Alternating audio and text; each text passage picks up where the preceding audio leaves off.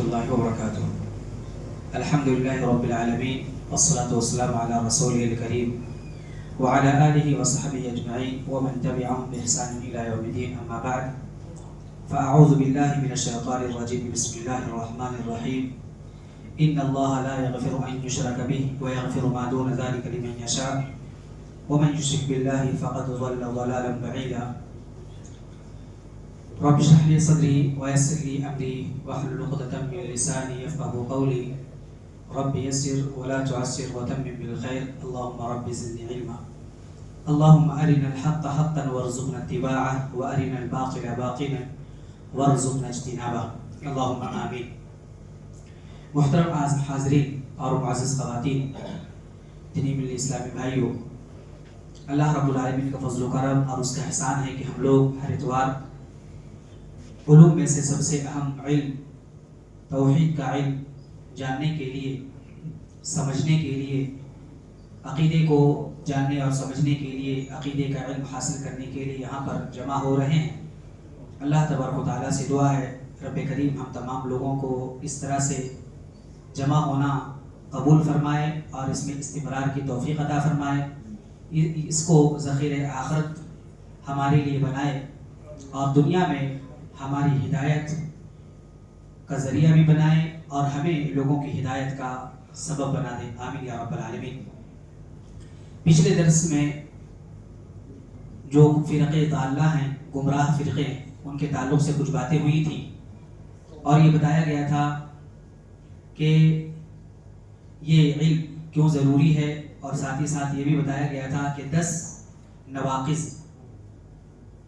نواقض اسلام سے دور کر دینے والی چیز، اسلام سے نکال دینے والی چیزوں کا ذکر کیا ہے شیخ الاسلام محمد بن عبد الوہاب رحمہ اللہ نے اپنی اس کتاب میں نواقض الاسلام میں.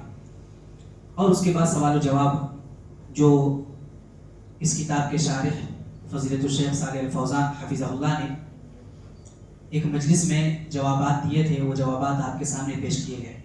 آج باقاعدہ شیخ الاسلام محمد بن عبد الوہاب رحمہ اللہ کی عبارت جو انہوں نے کتاب میں درج کی ہیں اور اس کے بعد جو شرح فضیلت الشیخ صالح الفوزان حفظہ اللہ نے کی ہے، انشاءاللہ اس کا ذکر ہوگا. اور وہ ناقض اول ہے، سب سے پہلا ناقض، سب سے پہلا اسلام کو توڑ دینے والا عمل. چنانچہ فرماتے ہیں، یہاں سے کتاب شروع ہو رہی، بسم اللہ الرحمن الرحیم. قال شیخ الاسلام محمد ابن عبد الوہاب اعلم ان نواقض الاسلام 10 نواقض. الاول الشرك في عبادة الله تعالى. قال الله تعالى ان الله لا يغفر ان يشرك به ويغفر ما دون ذلك لمن يشاء. وقال انه من يشرك بالله فقد حرم الله عليه الجنة ومأواه النار وما للظالمين من انصار. اس کا ترجمہ پہلے کر دیتا ہوں، اس کے بعد شرح. کہتے ہیں کہ شیخ الاسلام محمد بن عبد الوہاب رحمہ اللہ نے ارشاد فرمایا، اس کتاب میں لکھا، اعلم جان لو، ان نواقض الاسلام 10 نواقض. اسلام کے نواقض، اسلام سے ہٹا دینے والی اور نکال دینے والی چیزیں 10 نواقض 10 ہیں. الاول سب سے پہلا ہے عمل الشرک فی عبادت اللہ تعالی، اللہ کی عبادت میں شریک کرنا، شرک کرنا. اللہ تعالیٰ نے فرمایا، اسی میں عبارت ہے سورۃ النساء کی آیت نمبر 48 جو بہت ہی مشہور اور بار بار شرک اور توحید کے سلسلے میں پڑھی جانے والی ہے. ان اللہ لا یغفر ان یشرک بہ، بے شک اللہ تبارک و تعالیٰ معاف نہیں کرے گا کہ اس کے ساتھ شرک کیا جائے. ویغفر ما دون ذلک لمن یشاء، اور اس کے علاوہ جو بھی گناہ ہے جس کے لیے چاہے گا معاف فرما دے گا. وقال، اور پھر اللہ تبارک و تعالیٰ نے فرمایا سورہ مائدہ کی آیت نمبر 72 ہے، انہ من یشرک باللہ، کہ بے شک جو شخص شرک کرتا ہے، فقد حرم اللہ علیہ الجنہ، تو اللہ تبارک و تعالیٰ نے اس کے اوپر جنت کو حرام قرار دیا ہے. ومأواہ النار، اور اس کا ٹھکانہ جہنم ہے. وما للظالمین من انصار، اور ظالموں کے لیے کوئی مددگار نہیں. اور ظالم سے یہاں مراد جیسا کہ سورہ لقمان میں ہے، ان الشرک لظلم عظیم، یعنی شرک. چنانچہ آگے فرماتے ہیں وَمِنْهُ الذَّبْحُ لِغَيْرِ اللَّهِ، اور انہی میں سے، شرک میں سے ہے غیر اللہ کے لیے ذبح کرنا. کمن یذبح للجن او للقبر، جس طرح سے کوئی انسان جن کے لیے ذبح کرے یا اسی طرح سے قبر کے لیے ذبح کرے. وَأَشْهَرُهَا الشِّرْكُ فِي عِبَادَةِ اللَّهِ، اور تمام شرک میں اللہ کی عبادت میں شرک کرنا یہ سب سے زیادہ مشہور ہے. یہ فضیلت الشیخ شیخ الاسلام محمد بن عبد الوہاب رحمہ اللہ کی عبارت ہو گئی. اب اس کی شرح کرتے ہوئے بہت ہی تفصیل کے ساتھ اس کی شرح کی ہے فضیلت الشیخ صالح الفوزان حفظہ اللہ نے. میں مختصر آپ کو اختصار کے ساتھ بالکل بتاؤں گا. چنانچہ شرح شروع کرتے ہوئے کہتے ہیں الحمدللہ رب العالمین والصلاۃ علی نبینا محمد وعلی آلہ واصحابہ اجمعین. جو ہر کتاب شروع کرنے سے پہلے سلف کا یہ طریقہ ہوتا ہے، سب سے پہلے بسم اللہ اور اس کے بعد الحمدللہ. یہ بسم اللہ اللہ کے نام سے برکت حاصل کرتے ہوئے، اور اللہ کے نبی صلی اللہ علیہ وسلم کا طریقہ بھی تھا کہ جب آپ شروع کرتے کوئی کام تو بسم اللہ سے شروع کرتے. یہاں تک کہ جب غیر مسلموں کو خط بھی لکھتے تو آپ بسم اللہ سے شروع کرتے. یہ طریقہ ہے. اس کے بعد سب سے پہلے الحمدللہ، یہ حمد و ثنا تعریف اللہ رب العالمین کی جاتی ہے، اور الحمد سے شروع کرتے ہیں، جبکہ تعریف کے لیے عربی زبان میں کئی الفاظ کئی کلمات استعمال ہوتے ہیں، جیسے الثنا بھی ہے، المدح ہے، اسی طرح سے الحمد ہے، اس کے علاوہ بھی کچھ الفاظ ہیں. لیکن آپ دیکھیں کہ قرآن کریم میں بھی الحمد سے شروع کیا گیا ہے. اسی طرح سے اللہ کے نبی صلی اللہ علیہ وسلم کے جو بھی خطبے ہیں ان خطبوں کا بھی آغاز الحمد سے ہے. صحابہ کرام ہو، تابعین ہو، تبع تابعین ہو، ہمارے اسلاف ہو، علماء امت ہو، مجتہدین ہو، فقہاء امت نے سب نے اسی طرح سے شروع کیا ہے. اور اس میں کئی باریکیاں ہیں. ان میں سے ایک باریکی یہ ہے الحمد جب کہتے ہیں ہم تو اس کے اندر تعریف تو ہوتی ہے، لیکن عربی میں جب الحمد کا معنی ہم دیکھتے ہیں تو اس میں کئی باریکیاں نکلتی ہیں، کئی نکات، کئی پوائنٹس. ان میں سے ایک یہ ہے کہ الحمد کے اندر تعریف بھی ہوتی ہے لیکن محبت کے ساتھ، تعظیم کے ساتھ. یعنی ہم اللہ رب العالمین کی صرف حمد نہیں کر رہے بلکہ اللہ تعالیٰ سے محبت کا اظہار بھی کر رہے ہیں اور تعظیم کا جذبہ بھی ہے. لہذا المدح اگر کہیں ہم امحد اللہ، امدح اللہ، کہ میں اللہ کی تعریف کرتا ہوں. کوئی انسان کسی کی تعریف کرتا ہے لیکن ضروری نہیں کہ اس کی تعظیم بھی کر رہا ہو، ضروری نہیں کہ اس سے محبت بھی کر رہا ہو. لیکن اللہ کے لیے الحمد کا جب استعمال ہوتا ہے تو اس کا مطلب یہ ہوا کہ ہم اللہ سے محبت کرتے ہوئے، اس کی تعظیم کرتے ہوئے باقاعدہ اس کی تعریف کر رہے ہیں. دوسری بات یہ ہے الحمد کے اندر تعریف کے جتنے بھی پہلو ہو سکتے ہیں اور تعریف جس کی بھی جانب سے ہو سکتی ہے، تمام تعریفات اس میں شامل ہیں. مخلوقات میں سے انسان ہو، جنات ہو، اسی طرح سے دوسری مخلوقات ہیں، چرند ہیں، پرند ہیں، درند ہیں، اسی طرح سے شجر ہے، حجر ہے، آسمان زمین، اور آسمان و زمین کے درمیان جتنی بھی مخلوقات ہیں سب کی جانب سے تعریف ہوتی ہے، سب اس کے اندر موجود ہے. اسی طرح سے چھوٹی بڑی تعریف کسی بھی کلمے کے ذریعے سے ہو، اور زبان سے ہو، ہاتھ پیر سے ہو، یا اسی طرح سے دوسرے اعضاء سے شکرانہ بھی ہوتا ہے، اس کو بھی یہ شامل ہے. لہذا الحمد بہت بڑا کلمہ ہے. اس کے بعد اللہ کے نبی صلی اللہ علیہ وسلم کے اوپر درود و سلام پڑھا ہے، اور یہ بھی سلف کا طریقہ رہا ہے کہ اللہ رب العالمین کی حمد کے بعد نبی کریم صلی اللہ علیہ وسلم پر درود و سلام پڑھنا، اور اسی طرح سے صحابہ کرام کے لیے دعائیں کرنا. اس کے بعد کہتے ہیں، اس کی شرح کے بعد کہتے ہیں فَإِنَّهُ يَجِبُ عَلَى الْمُسْلِمِ أَن يَخَافَ عَلَى دِينِهِ أَكْثَرَ مِمَّا يَخَافُ عَلَى نَفْسِهِ وَعَلَى مَالِهِ. کہ انسان، اس کی شرح کرتے ہو کہ انسان کے اوپر، ایک مسلمان کے اوپر واجب ہے کہ وہ جس طرح سے اپنے مال کے ضائع ہونے کا، اسی طرح سے اپنی جان کی حفاظت کرتا ہے، اور اپنی جان کے ضائع ہونے کا اسے خدشہ ہوتا، خوف ہوتا، اس سے کئی زیادہ، اس سے بڑھ کر وہ دین کے ضائع ہونے کا خوف محسوس کرے. ہمیشہ وہ ڈرتا رہے فتن سے، شبہات سے، نت نئے فتنوں سے وہ کرتے رہے. اور اللہ کے نبی صلی اللہ علیہ وسلم کی حدیث پیش کی ہے جو کہ صحیح مسلم کے اندر ہے کہ فالمسلم ما دام علی قید الحیات، جب تک انسان زندگی میں رہتا ہے، اس کی حیات باقی رہتی ہے، انسان کو ہمیشہ ڈرتے رہنا چاہیے. کیونکہ اللہ کے نبی صلی اللہ علیہ وسلم نے فرمایا کہ آخری زمانے میں ایسے فتنے ہوں گے جس طرح سے تاریک رات، اور بالکل تاریک رات میں کچھ دکھتا نہیں ہے، انسان کچھ بھی پکڑ سکتا ہے، کہیں بھی جا سکتا ہے، بالکل لائٹ وغیرہ نہ ہو، تو اس طرح سے یصبح الرجل مؤمنا ویمسی کافرا، کہ انسان مسلمان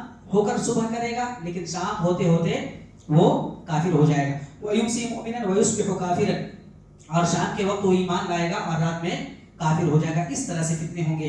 یبیع دینہ بعرض من الدنیا, دنیا کے معمولی عمل کے لیے, معمولی سامان کے لیے, دنیا کی معمولی چیز کے لیے وہ اپنے دین کو بیچ دے گا. آج وہی اگر دور ہے کہا جائے تو بھیجا نہیں ہوگا. اپنے ایمان کا سودا کرنا بڑا آسان ہو گیا ہے. چنانچہ کہتے ہیں کہ وہ ہمیشہ دین کے لیے گویا کہ ہمیشہ اس کے لیے چیلنج ہے. اپنے دین کی حفاظت, مال کی حفاظت تو کر سکتا ہے, اسی طرح سے جان کی حفاظت کر سکتا ہے, بلکہ کرنے کی ہر کوشش کرتا ہے. اس سے زیادہ دین کی حفاظت کی کوشش کرنی چاہیے. اس کے بعد جو میں برابر اپنے دروس میں بیان کرتا رہتا ہوں, اس کے بعد باقاعدہ ابراہیم علیہ السلام کی دعا نقل کی ہے کہ وجبنی وبنی ان نعبد الاصنام, کہ مجھے اور میری اولاد کو بتوں کی عبادت سے بچا. اسی طرح سے بعد میں پھر ابراہیم علیہ السلام کے بارے میں کہا کہ اتنے بڑے خلیل, اتنے بڑے وہ رسول ہیں, ابو الانبیاء, اس کے باوجود اپنے دین پر ڈر رہے ہیں. کیوں ڈر رہے ہیں؟ کیونکہ جنہوں نے بھی کفر کیا, جنہوں نے بھی اللہ کے ساتھ شرک کیا, جنہوں نے بھی بتوں کی عبادت کی, ایسا نہیں وہ بیوقوف تھے, عقل سے پیدل تھے, بلکہ ان کے پاس بھی عقل تھی, ان کے پاس بھی ادراک تھا, شعور تھا, احساس تھا, تمام چیزیں وہ کرتے تھے. اس کے باوجود جب وہ گمراہ ہو گئے, کیونکہ وہ انسان تھے, لہٰذا انسان ہونے کی حیثیت سے ہر انسان کو, ہر مسلمان کو ڈرنا چاہیے. اس کے بعد نبی کریم صلی اللہ علیہ وسلم کی دعا کا بھی ذکر کیا کہ نبی کریم صلی اللہ علیہ وسلم اپنی دعاؤں میں یہ بھی کہا کرتے تھے, یا مقلب القلوب ثبت قلبی علی دینک, اے اللہ, اے دلوں کے پھیرنے والے, میرے قلب کو, میرے دل کو اپنے دین پر ثابت قدم رکھ. اسی طرح سے یا مصرف القلوب ثبت قلبی علی طاعتک, صرف قلبی علی طاعتک, اس طرح کے الفاظ ہیں. صرف علی قلبی علی طاعتک, اپنی اطاعت پر میرے دل کو باقی رکھ. اسی طرح سے جب نبی کریم صلی اللہ علیہ وسلم کی اس دعا کو حضرت عائشہ رضی اللہ عنہا نے سنا تو کہا تخاف علی نفسک, اے نبی, اے رسول, کیا اے میرے آقا آپ بھی ڈر رہے ہیں؟ تو رسول اللہ صلی اللہ علیہ وسلم کا جواب کیا تھا, یا عائشہ, وما یؤمننی وقلوب العباد بین اصبعین من اصابع الرحمن, میں کیوں نہ ڈروں اور کیسے معمول ہو جاؤں اپنے دین پر, جبکہ بندوں کے, تمام بندوں کے دل اللہ رب العالمین کے دو انگلیوں کے درمیان, جیسا چاہتا ہے اس طرح سے پھیر دیتا ہے. تو یہ دیکھیے نبی کریم صلی اللہ علیہ وسلم خود دین کے تعلق سے ڈر رہے ہیں, کوئی گمان بھی نہیں کر سکتا. اسی طرح سے ابراہیم علیہ السلام ڈر رہے ہیں. لہٰذا شارح حفظہ اللہ کہتے ہیں کہ جب یہ دونوں ڈر رہے ہیں تو ان سے تو درجے میں کم ہیں. یقیناً ہمارا عقیدہ, ہماری توحید, ہمارا ایمان ان سے بہت کمزور ہے. لہٰذا ہمیں اور زیادہ ڈرنا چاہیے, فتنوں سے ڈرنا چاہیے, شبہات سے ڈرنا چاہیے, اور سلامتی کے جو اسباب ہو سکتے ہیں, عقیدے کی سلامتی, اور اسی طرح سے سلف کے منہج کی سلامتی کے لیے جو بھی اسباب ہو سکتے ہیں, ان اسباب کو اختیار کرنا چاہیے. اور شرک کے جو بھی اڈے ہیں, شرک کے جو اسباب ہیں, شرک کے جو اسی طرح سے مناظر ہیں, ان مناظر سے بچنا چاہیے. ایسا نہیں کہ ہم بھی دیکھیں گے کیا ہوتا ہے, فلاں آدمی کیا کہتا ہے, ہم بھی سنیں گے, ایسا نہیں کرنا چاہیے. بلکہ جو بھی ہو سکتا ہے اس کے لیے اسباب اختیار کرنا چاہیے, ایسی چیزوں سے دور رہنا چاہیے. اور اس کے لیے سب سے آسان طریقہ بتاتے ہیں کہ علم حاصل کرنا, علم نافع حاصل کرنا. کیونکہ جاہل جو ہوتا ہے وہ کسی چیز سے جہالت ہو, کسی چیز سے ناواقف ہو تو اس کو نہیں معلوم. اگر معلوم ہو جائے گا یہاں پر گڈھا ہے تو وہ انسان اس میں داخل نہیں ہوگا, لیکن ناواقف ہوگا تو انجانے میں, نادانی میں اس میں جا سکتا ہے. لہٰذا علم وہ ذریعہ ہے جس کے ذریعے سے انسان بچ سکتا ہے, اور خصوصاً عقیدے کا علم, عقیدے صحیحہ کا علم, اور اسی طرح سے کیسے ہم اپنے دین کی حفاظت کریں, ایمان کی حفاظت کریں, ہمارے اسلاف نے کیسے اس کی حفاظت کی ہے, ان تمام چیزوں کو جاننا. اسی طرح سے شرک کیا ہے, شرک کی حقیقت کیا ہے, برائی اس میں کیا ہے, اس کی اقسام کیا ہیں, اور نئی نئی قسمیں جو نکل رہی ہیں وہ کیا ہے, ان تمام چیزوں کو جاننا چاہیے. اس کے لیے حذیفہ بن یمان رضی اللہ عنہ کی حدیث پیش کی ہے.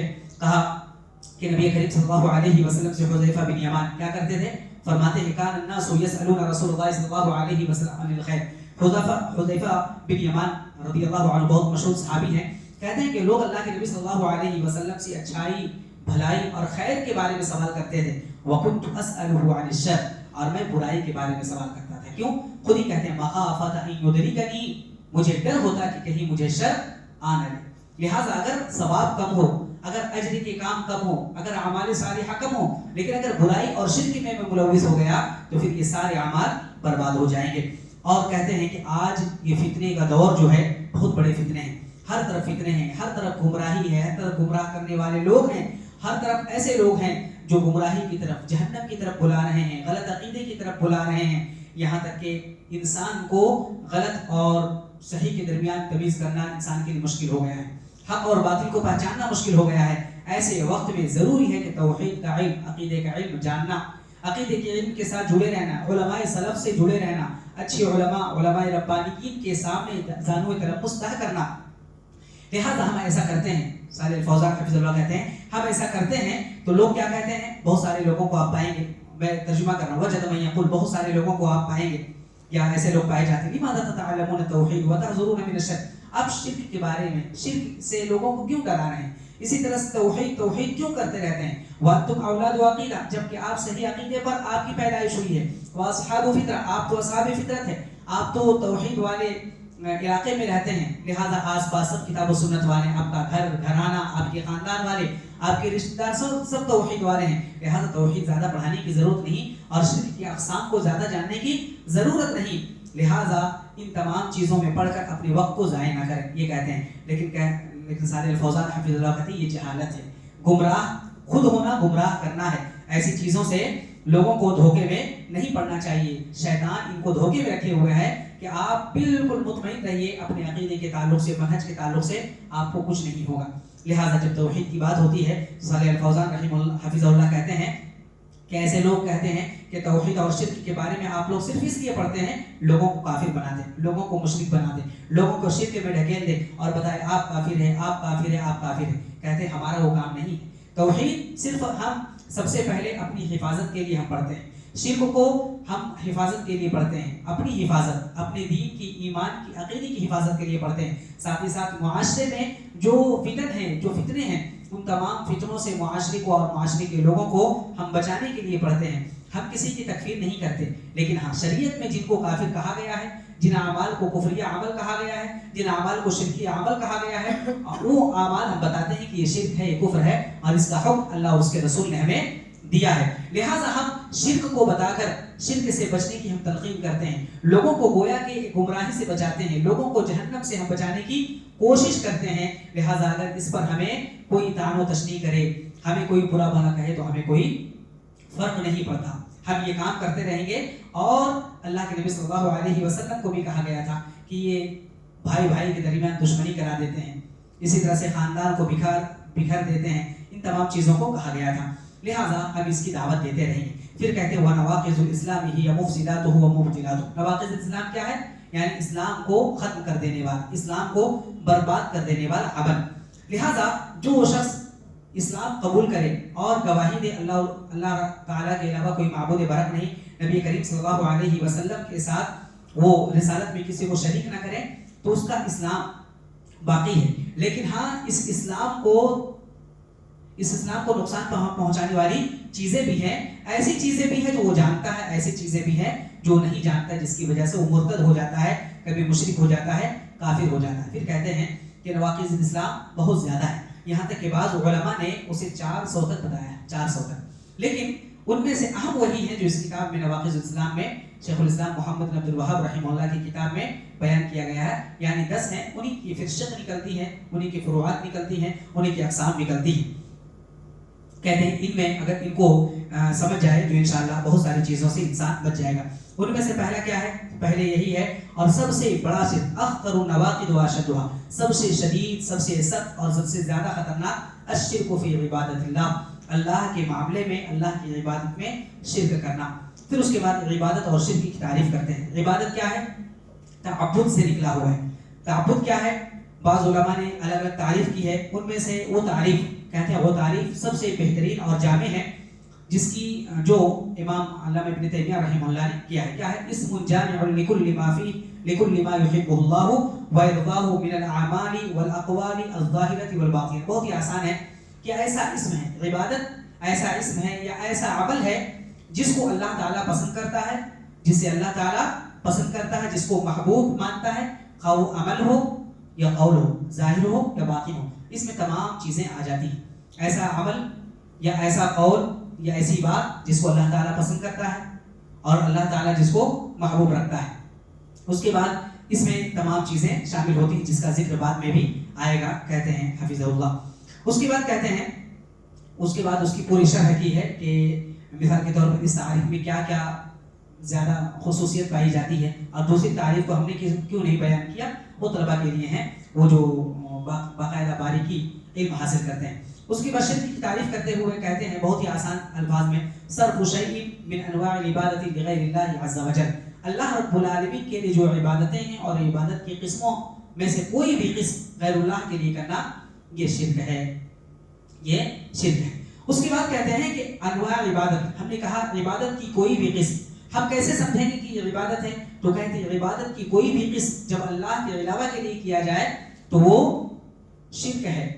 اور یہ عبادت کی قسمیں جو ہم لیتے ہیں، ہم اپنی طرف سے نہیں کہہ دیتے یہ عبادت ہے، یہ عبادت ہے، باقاعدہ اس کے لیے دلائل موجود ہیں، اس کے لیے دلائل موجود۔ اصول ثلاثہ میں بھی یہ تمام دلائل کے ساتھ چیزیں بیان کی گئی تھی کہ یہ عبادت ہے، اس کی دلیل کیا ہے، دعا عبادت ہے، اس کی دلیل کیا ہے، خوف عبادت ہے، اس کی دلیل کیا ہے۔ تو کہتے ہیں یہ تمام عبادت، استعانہ، مدد طلب کرنا، اسی طرح سے کسی سے مصیبت میں مدد مانگنا، اسی طرح سے مصیبت سے پہلے کسی کی پناہ میں آنا، یہ تمام چیزیں عبادت ہیں۔ اور ایسی ہی چیزوں کے ایسی چیزوں کے بارے میں اللہ سبحانہ وتعالیٰ نے فرمایا وَاعْبُدُوا اللَّهَ، ہر قسم کی عبادت جو بھی ہے وہ اللہ کے لیے کرو، وَلَا تُشْرِكُوا بِهِ شَيْئًا، اور اس کے ساتھ کسی کو شریک نہیں کرو۔ پھر عبادت کی دو شرطیں بیان کرتے ہیں کہ عبادت دو شرطوں کے ساتھ ہی قبول ہے، ایک اخلاص کہ اللہ رب العالمین کے لیے اخلاص ہو، صرف اور صرف اللہ کے لیے کیا جائے عمل، اور دوسرا ہے کہ وہ نبی کریم صلی اللہ علیہ وسلم کے طریقے کے مطابق ہو۔ اگر کوئی ان دونوں میں سے کوئی ایک بھی شرط نہیں مانتا، عبادت تو کرتا اللہ کے نبی صلی اللہ علیہ وسلم پر، اللہ کے نبی صلی اللہ علیہ وسلم کے طریقے پر، لیکن کوئی اور وجہ ہے، کوئی سبب ہے، کوئی اور ارادہ ہے، کوئی اور مقصد ہے، اس کی عبادت قابل قبول نہیں۔ اگر کوئی بہت بڑا مخلص ہے، صرف اللہ کے لیے دن رات پورے زمانے پوری زندگی اگر عبادت کرے، لیکن اللہ کے نبی صلی اللہ علیہ وسلم کے طریقے پر نہ ہو، تو یہ عبادت نہیں ہے۔ 2 رکعت کی جگہ وہ 2000 رکعتیں کیوں نہ پڑھ لے، وہ عبادت نہیں۔ اس کے بعد باقاعدہ بہت ساری دلیلیں انہوں نے ذکر کی ہیں قرآن کریم کی، اور میں برابر یہ بھی کہتا ہوں کہ سمجھنے والے کے لیے قرآن کریم کی آیت یا بلکہ آیت کا ایک حصہ ہی کافی ہے، حدیث نبی بھی ایک کافی ہے، اور اگر نہ سمجھے کوئی شخص تو اس کو پورا قرآن کریم اگر گھول کر کے پلا دیا جائے، حدیثوں کا ذخیرہ پورا اس کے سامنے رکھ لیا جائے تو ماننے والے نہیں، تعویلات بہت کرتے رہتے ہیں وہ۔ لہٰذا کہتے ہیں کہ شرک سے ہر طور پر، شرک کے تمام اسباب، تمام قسمیں، ان سے بچنے کے لیے کوئی بھی طریقہ ہو اسے اختیار کرنا چاہیے۔ اس کے بعد بتایا کہ شرک، بہت سارے لوگ صرف یہ شرک کرتے ہیں، شرک کی تعریف کرتے ہیں کہ حکومت کسی کی مان لینا یہ شرک ہے، اللہ رب العالمین کی حکومت ہے یہ ماننا عین توحید ہے، اور اس کے علاوہ یہ ماننا کہ حاکم اللہ کے علاوہ کوئی ہے تو یہ شرک ہے، یہ کفر ہے، جبکہ یہ تمام چیزیں درست نہیں ہیں۔ اس کے بعد کہتے ہیں کہ حاصل یہ ہوا، پورے خلاصہ یہ ہوا کہ ہم شرک کو جانیں گے اسی کے ذریعے سے جو شرک کی تعریف اللہ رب العالمین نے کی ہے، نبی کریم صلی اللہ علیہ وسلم نے کی ہے، اور اس کا ضابطہ صرف اور صرف یہی ہے کہ عبادت، کوئی بھی عبادت ہو اللہ کے علاوہ کسی اور کے لیے انجام دیا جائے وہ شرک ہے۔ اس کے بعد شرک کی 2 قسمیں بیان کرتے ہیں جو پچھلے ہفتے بھی بیان ہوئے، شرک اصغر اور شرک اکبر، دوبارہ یہاں پر ذکر کر رہے ہیں۔ شرک اصغر اور شرک اکبر میں کیا فرق ہے؟ شرک اکبر یعنی کفر کے تقریباً مقابل میں، ٹھیک ہے، کفر کے ہی حساب میں ہوتا ہے، اور وہ ملت سے خارج کر دیتا ہے، یعنی ایسا شخص جو شرک کرنے والا ہے وہ کافر ہو جاتا ہے، وہ مشرک ہو جاتا ہے۔ دوسری چیز یہ کہ وہ مغفرت سے محروم رہتا ہے، اگر اس کی اسی حالت میں وفات ہو گئی ہے تو شرک سے وہ شرک میں اگر مرا ہے تو اس کی مغفرت حرام ہے، مغفرت کی دعا بھی نہیں کر سکتے، اس کے لیے پورے دلائل دیے ہیں۔ اس کے بعد کہا اور ایک چیز ہوتی ہے اس کے ساتھ کہ شرک کرنے کی وجہ سے جو پچھلے اعمال ہیں وہ تمام کے تمام اعمال برباد ہو جاتے ہیں، تمام کے تمام اعمال برباد ہو جاتے ہیں، اور ایسے شخص کا ٹھکانہ جہنم ہوتا ہے۔ یہ 4 چیزیں بیان کی ہیں۔ اس کے بعد کہتے ہیں، اس کے بعد باقاعدہ دلائل بھی دیے ہیں، اور اگر اسلامی حکومت ہو تو کہتے ہیں 5ویں چیز یہ کہ اس کا مال، یعنی شرک کرنے کا والے کا مال اور اس کا خون دونوں حلال ہو جاتا ہے، اس سے باقاعدہ جہاد کیا جائے گا، اس سے باقاعدہ جہاد کیا جائے گا۔ اور شرک اصغر کیا ہے؟ چھوٹا شرک، اصغر کا معنی چھوٹا، وہ جو قرآن و حدیث میں شرک کا نام تو دیا گیا ہے، لیکن ایسے دلائل موجود ہیں کہ ایسا شخص جو یہ کام کرنے والا ہے، جس کو شرک کہا گیا ہے، ایسا شخص اسلام سے خارج نہیں ہوتا، اسلام سے خارج نہیں ہوتا۔ مثال کے طور پر قتل ہے، کسی کا قتل بہت بڑا جرم ہے لیکن اسلام سے خارج نہیں ہوتا، ٹھیک ہے۔ اسی طرح سے جھوٹ بولنا ہے، اسی طرح سے ریاکاری ہے، ان تمام چیزوں کو شرک کہا گیا ہے، لیکن باقاعدہ وہ شرک نہیں، ویسا شرک نہیں ہے جو ملت سے خارج کر دے۔ کیا ہے اس میں؟ کہا جیسے اللہ کے علاوہ کسی اور کی قسم کھا لینا، اس کو بھی شرک کہا گیا۔ من حلف بغیر اللہ فقد اشرک، اور بلکہ بعض الفاظ میں فقد کفر کہا گیا کہ اس نے کفر کیا۔ لیکن یہ کفر کون سا ہے؟ یہ شرک کون سا ہے؟ شرک اصغر ہے، اور کفر اصغر ہے، چھوٹا شرک۔ اگر ایسا شخص ہے تو اس کی مغفرت ہوگی، اس کے لیے مغفرت بھی کر سکتے ہیں، اور اگر وہ اسی حالت میں مر گیا، اسی حالت میں اگر اس کی وفات ہو گئی تو انشاءاللہ اللہ تعالیٰ اگر سزا دے تو سزا کے بعد جنت میں اسے ضرور داخل کرے گا۔ اسی طرح سے شرک اکبر کی وجہ سے تمام اعمال برباد ہو جاتے ہیں، جبکہ شرک اصغر سے جس عمل کو اس نے شرک کیا ہے وہ عمل برباد ہوتا ہے۔ مثال کے طور پر نماز اگر وہ پڑھ رہا ہے اور نماز میں اگر ریاکاری کر رہا ہے تو یہ شرک ہے، لیکن یہ عمل اس کا برباد ہوگا۔ اس کے علاوہ جو نمازیں اس نے پڑھی ہے، صدقات کیا ہے، خیرات کیا ہے، حج کیا ہے، تو وہ تمام اعمال برباد نہیں ہوں گے۔ اسی طرح سے شرک اصغر کرنے والا کا خون، اس کا مال محفوظ رہتا ہے، اس سے جہاد باقاعدہ نہیں کیا جائے گا۔ یہ چیزیں یہاں پر بیان کی گئی ہیں، اور اس کے بعد باقاعدہ بہت سارے کچھ شبہات یہاں پر انہوں نے ذکر کیے ہیں، اور شبہات کے جوابات دیے گئے ہیں۔ انشاءاللہ اللہ نے چاہا تو آئندہ ہم درس میں ان شبہات یہاں پر ذکر کرتے ہیں اللہ کی عبادت کے سلسلے میں، اور اسی طرح سے شرک کے سلسلے میں کچھ شبہات پیش کرتے ہیں۔ انشاءاللہ العزیز ان کا ذکر آئندہ دروس میں کرنے کی کوشش کریں گے۔ اللہ تبارک و تعالیٰ سے دعا ہے رب کریم ہم تمام لوگوں کو توحید کو باریکی سے سمجھنے کی توفیق عطا فرما، اور شرک کے اقسام کو جاننے کے ساتھ ساتھ ان سے بچنے کے لیے جو بھی اسباب ہو سکتے ہیں ان اسباب کو اختیار کرنے کی توفیق عطا فرما۔ اے اللہ خود ہماری حفاظت کر، اور پورے معاشرے کی، اے اللہ پورے لوگوں کی شرک سے حفاظت فرما۔ اللہ تعالیٰ جب تک ہمیں زندہ رکھ، دین اسلام پر قائم رکھ، توحید پر قائم رکھ، عقیدہ صحیحہ پر قائم رکھ، اور جب ہمارا خاتمہ ہو تو خاتمہ بالخیر عطا فرما، شرک کی ہر قسم سے ہم محفوظ رہیں، آمین یا رب العالمین۔ سبحانک اللہم و بحمدک، اشہد ان لا الہ الا انت، استغفرک و اتوب الیک، وصلی اللہ علی النبی الکریم۔ السلام علیکم ورحمۃ اللہ وبرکاتہ۔